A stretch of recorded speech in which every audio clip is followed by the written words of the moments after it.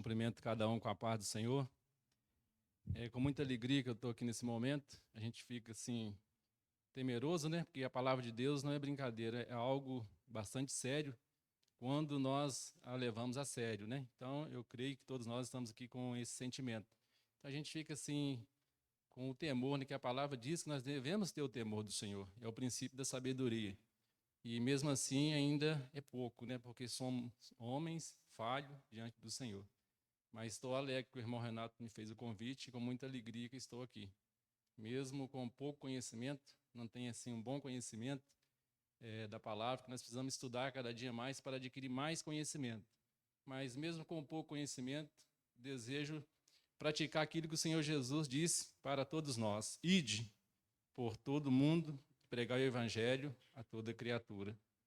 Então que façamos isso, né, com todo carinho, com todo esforço, mesmo que às vezes sentimos não capazes o suficiente, mas o Espírito Santo que vai me dar capacidade aqui nessa noite, conforme sempre eu falo, né? Eu conto com a oração dos irmãos aí, orando em espírito, e primeiro com a ajuda de Deus, porque sem o Senhor Jesus não somos nada. Por melhor que seja a pessoa que esteja aqui à frente, por ele mesmo, ele não conseguirá convencer ninguém, porque o convencimento vem por meio do Espírito Santo. Isso nós estamos falando da obra de Deus, não de obra de homens, né? Amém? Vamos orar mais uma vez, né? Pedindo a Deus que continue nos dando esse despertamento, que os nossos ouvidos espirituais sejam abertos, conforme aqui já foi dito em oração, né? Que os nossos olhos também, ao fazer a leitura, que ele seja, né, aberto pelo Senhor, para que possamos sair diferente, conforme o pastor tem nos ensinado, né, da forma que aqui chegamos. Possamos sair daqui mais alegre, cheio do Espírito Santo. Para isso, nós precisamos pedir a Deus que nos dê essa visão diferenciada, que ela é espiritual. Ela é uma visão que vai além do nosso entendimento. Oremos a Deus, vamos fechar os nossos olhos. Senhor, nosso Deus e Pai, eu te agradeço mais uma vez por essa rica oportunidade, Senhor. Colocando em tuas mãos, Senhor, aquilo que o Senhor colocou no meu coração, a mensagem que veio de encontro com a minha pessoa, Senhor. Que eu consiga aqui transmiti-la, que eu seja o porta-voz do Senhor. Ó Deus, mas primeiro eu peço ao Senhor que tenha misericórdia da minha vida também, Senhor. Porque por mim mesmo não sou capaz de nada, mas é com a tua ajuda. Ó Senhor, obrigado por tudo. Obrigado, Senhor, pela vida que o Senhor tem nos dado. Obrigado, Senhor, pelo despertamento, de ter saído de nossas casas e vindo aqui te adorar e te servir de todo o nosso coração. Abençoe também, Senhor, aqueles que não têm o vigor, Senhor. Aqueles que não têm condição física de vir e em comunhão com os irmãos te adorar, Senhor. Abençoe essas pessoas, que o teu Santo Espírito possa estar ali visitando, Senhor, aliviando as dores, acalmando, Senhor, e curando, assim segundo a tua vontade. Eu te louvo, eu te agradeço, orando a Deus, em nome de Jesus, com perdão do meu pecado. Amém. Então, nós vamos para o texto que está lá em Romanos, capítulo de número 8, versículo 1.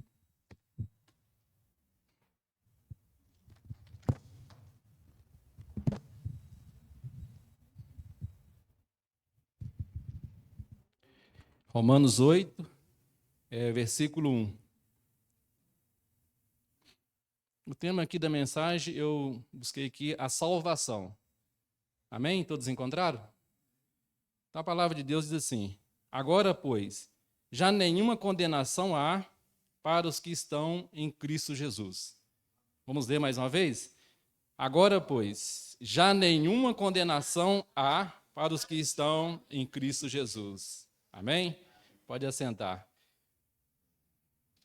No período que o pastor está de férias, né, ele me deu a responsabilidade de estar junto à classe de discipulado. Então, estou ali com os que estão fazendo discipulado, e ali eu encontrei um material muito rico, um material que eu ainda não havia lido.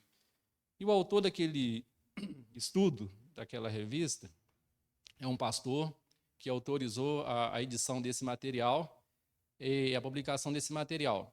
Então, ele explica um pouco mais, né, sobre essa questão da salvação, e é algo que me chamou bastante atenção. Então, eu gostaria de compartilhar com os irmãos, né, algo que eu já estudei há um bom tempo, mas eu vi, né, uma visão diferente, aquilo que aquele pastor trouxe diante do estudo que ele trouxe. O pastor que nós temos aqui também tem nos alimentado muito com essa palavra, quando a gente fala, né, que eu vou falar aqui sobre o pecado. Tem nos alimentado contra essa palavra, na verdade, né? Ele tem nos instruído, nos orientado, né? Trazido muitas ilustrações e orientações. Mas eu não tenho condições aqui de fazer o que ele faz, de falar o que ele faz, porque ele é um teólogo, uma pessoa que estudou para isso. Mas eu quero transmitir que, conforme aquele pastor transmitiu, numa linguagem mais simplificada. Ele buscou a linguagem bem simples. E eu gostei da linguagem que ele utilizou. Então, ele disse assim, eu coloquei aqui na introdução, para que o homem seja absorvido da condenação eterna, ele precisa entender que é pecador. Quando decidimos deixar Cristo Jesus conduzir a nossa vida e curar a nossa alma que está doente, entenderemos melhor o que é pecado, a sua origem e logo em seguida as suas consequências. Porque o autor daquela revista, ele me chamou a atenção para eu entender sobre o quê? Sobre os atos exteriores, que já são o quê? A prática do pecado. Aquilo que nós mesmos cometemos, né? Jesus falou, porque às vezes, nós, olhando para aquilo que Jesus ensinou, infelizmente o homem está sujeito a cometer esses atos, porque Jesus disse, somente mesmo pensando, imaginando, por exemplo, ele diz, lá em Êxodo, em um dos mandamentos, não matarás, mas Jesus disse, só de pensar mal do seu próximo, você já pratica este ato. Então, haja visto que aquilo que nós sempre estamos focados são frutos e atos exteriores, aquilo que já aconteceu dentro de nós. Então, isso me fez refletir sobre a minha alma, sobre a nossa alma. A nossa alma está doente. A nossa alma precisa de remédio. E o único remédio é Jesus Cristo. Então, aquele autor, ele traz uma rica informação para a gente. Independentemente de raça, de desenvolvimento social, independentemente de religião, todos pecaram. Todos. Independente do líder religioso, somente Jesus não pecou. Somente Jesus foi aquele sacrifício perfeito, que por meio, né, do sacrifício que ele fez por nós, ele nos purifica de todo o pecado. Mas, para isso, eu coloquei aqui no tópico 1, nós deveremos entender e devemos entender o que é pecado. Na maioria das vezes, ficamos ligados muito nos atos. O roubo, o adultério. Claro que nós não podemos praticá-los, nós não podemos jamais. É algo que escandaliza e, dependendo, você vai pagar um alto preço por aquilo que você fizer, até mesmo em meio à sociedade. Mas o pecado vai além disso. Então é algo que ali eu lendo me chamou a atenção. É algo que está dentro de nós. É algo que está ali incubado dentro de cada um de nós. Porque isso aconteceu lá no Jardim do Éden. Então nós devemos refletir sobre isso. E gostaria de compartilhar com vocês, lá em Tiago, no capítulo 1, no versículo 14 e 15, ele traz para a gente também informações sobre esse ato pecaminoso. Se você puder acompanhar na sua Bíblia, Tiago, capítulo 1, versículo 14 e 15. Assim diz a palavra do Senhor. Mas cada um é tentado quando atraído e engodado pela sua própria concupiscência. Depois, havendo a concupiscência concebido, dá à luz o pecado, e o pecado, sendo consumado, gera a morte. Então, veja bem como que isso é profundo. O pastor já trouxe para a gente aqui algumas ilustrações quanto a isso. Ele fala lá do engodo, da armadilha que Satanás faz, e ele traz um exemplo para a gente da pesca. E eu estava imaginando ali, alguns peixes são famintos. Às vezes o pescador coloca ali a isca, ele já vem de uma vez e morde aquela isca. Mas vocês já viram que há alguns peixes que vêm beliscando a isca? Ele vai beliscando. Dá a entender que ele sabe que ele vai morrer, mas que ele precisa daquele alimento. Então, veja bem, assim também é conosco. Como que o pecado nos seduz? Como que aqui Tiago fala, né, em sua carta, né?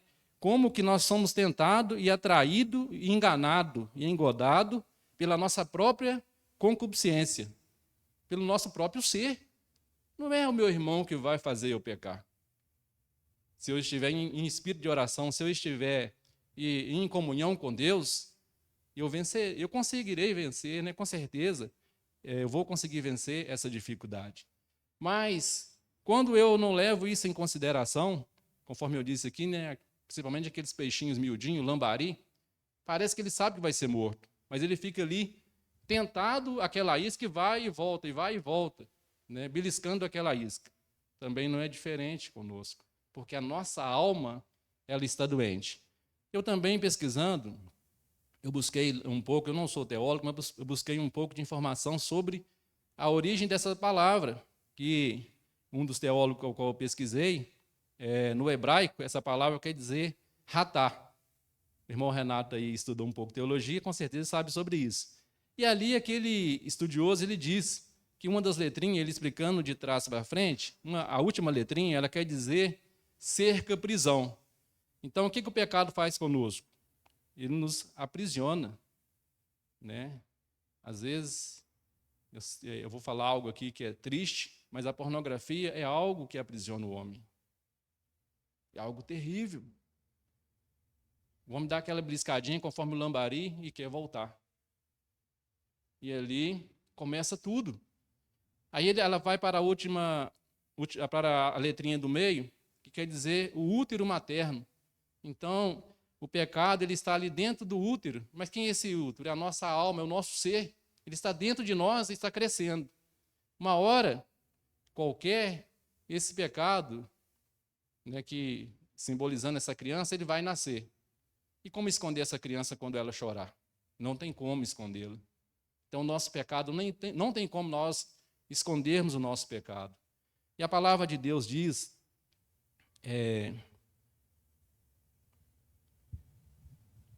Romanos, capítulo 3, versículo 23 e 24, diz assim: porque todos pecaram e destituídos estão da glória de Deus. Então, nessa palavra, Romanos 3, 23, não li o 24, só o 23, não há aqui exceção, né? Todos pecaram e destituídos estão da glória de Deus. Então, conforme eu disse aqui, né? Todos, sem exceção. E também, lá em João, capítulo de número 14, versículo 6, o irmão Renato já adiantou para mim aqui, né? Jesus disse: eu sou o caminho, a verdade e a vida. Ninguém vem ao Pai senão por mim. Então não existe outro caminho, não existe um meio termo, não existe uma terceira chance. Essa chance está sendo dada a cada um de nós. Eu sei que no nosso meio há muitas pessoas, né? Com certeza eu creio que todos, se há alguém ainda que não teve esse encontro com Jesus, é a oportunidade que você tem nessa noite. Mas relacionado ao pecado, eu creio que nós devemos aprender mais para que possamos, né, resistir às armadilhas do inimigo. Nós precisamos aprender mais. Eu creio que não na questão teológica, mas na questão de experiência com Deus. E nessa noite nós estamos tendo uma experiência com Deus. Uma experiência que nós precisamos nos atentar, né, para isso. E entender que existe um Salvador. E esse Salvador é Jesus. E Jesus pagou um alto preço. Nós tivemos aqui, a semana passada, pela manhã, uma mensagem maravilhosa que falou sobre a graça do Senhor. Mas isso não é de graça. O Senhor Jesus pagou um alto preço, conforme o irmão aqui, ele explicou muito bem, né? Foi uma mensagem riquíssima, maravilhosa. Estou aqui aproveitando aqui para dar esse exemplo, né? Que essa graça, ela exigiu muito do nosso Deus em enviar seu único Filho. Exigiu muito de Jesus em pagar, né, com teu sangue pelos nossos pecados. Então, precisamos compreender realmente o que nos distancia de Deus, conforme eu disse aqui, que é o pecado. arrepender e confessar os nossos pecados, para que o sangue de Jesus nos purifique e assim seremos pessoas regeneradas, restauradas pelo Senhor Jesus. Vamos lá em 1 João, capítulo 1, no versículo 9. O que a palavra nos diz nesta noite?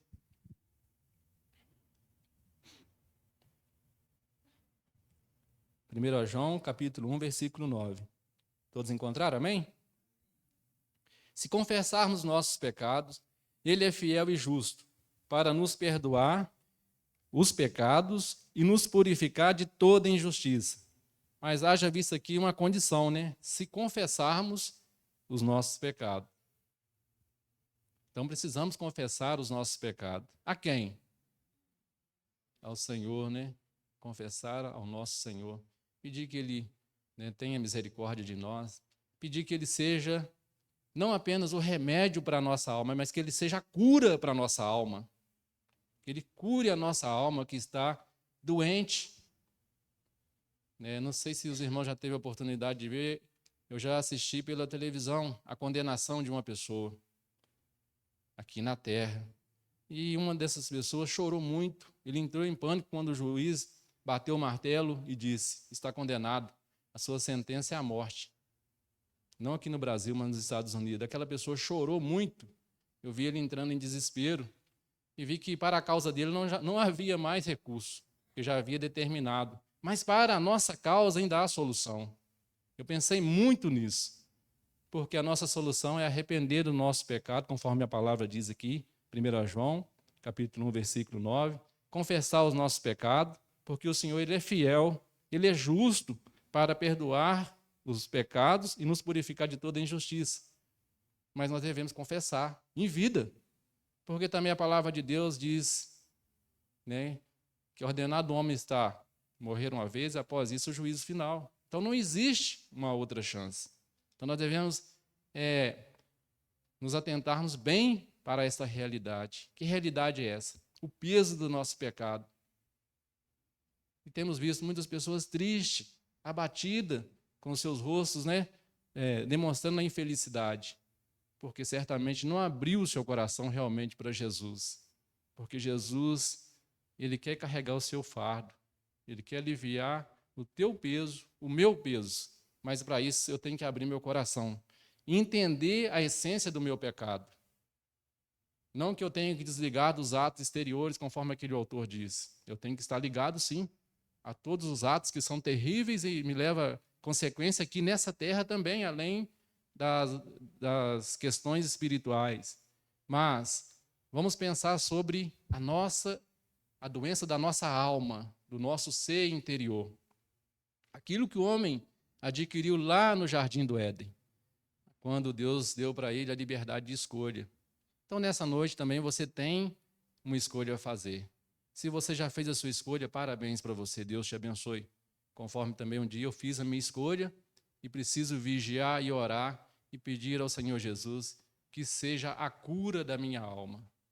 Mas se você ainda não tem essa consciência do que é pecado, do que te distancia de Deus, é nessa noite que você tem a oportunidade de dizer: eu quero Jesus na minha vida. Eu quero estar e caminhar com Jesus. Então precisamos refletir quanto a isso. Então todos nós estamos mortos. Por quê? Estamos mortos. Porque nós somos pecadores. Nos nossos pecados e delitos. Agora eu vou dizer que éramos, porque a palavra nos trouxe aqui, né? Aqueles que estão em Cristo Jesus, né? Nova criatura é.